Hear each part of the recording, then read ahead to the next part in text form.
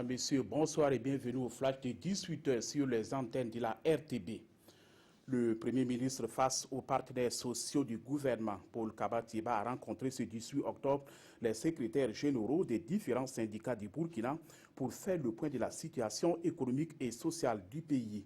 Pour le chef du gouvernement, il ne s'agit pas d'une rencontre pour négocier le contenu des revendications des syndicats, mais plutôt de répondre aux principes qui doivent gouverner le partenariat et le dialogue entre syndicats et gouvernement.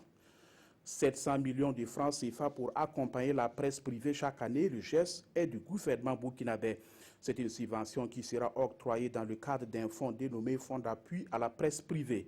Ces fonds visent à soutenir la presse privée afin qu'elle puisse apporter sa contribution dans la promotion de la démocratie au Burkina.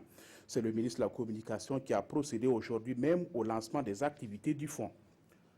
Le Burkina Faso et la BAD, la Banque africaine de développement, viennent de signer un protocole d'accord de dons et de prêts ce matin à Ouagadougou. Le prêt s'élève à environ 16 milliards de francs CFA et le don 6 milliards. Le don est destiné au financement du projet PU, le projet d'électrification des zones périurbaines de Ouagadougou et de Bobo-Dioulasso. Pour une bonne gestion des flux migratoires dans les différents postes frontaliers, le Japon, par l'intermédiaire de l'OIM, l'Organisation internationale pour la migration, apporte son soutien au Burkina. Un lot de matériel doté d'un système d'analyse des données et des informations migratoires a été remis ce matin au département en charge de la sécurité. Ce geste entre dans le cadre de la mise en œuvre du projet de gestion coordonnée des frontières. Le Burkina Faso dispose désormais d'une loi sur la protection des personnes âgées. La loi a été votée hier à l'unanimité à l'Assemblée nationale par les députés.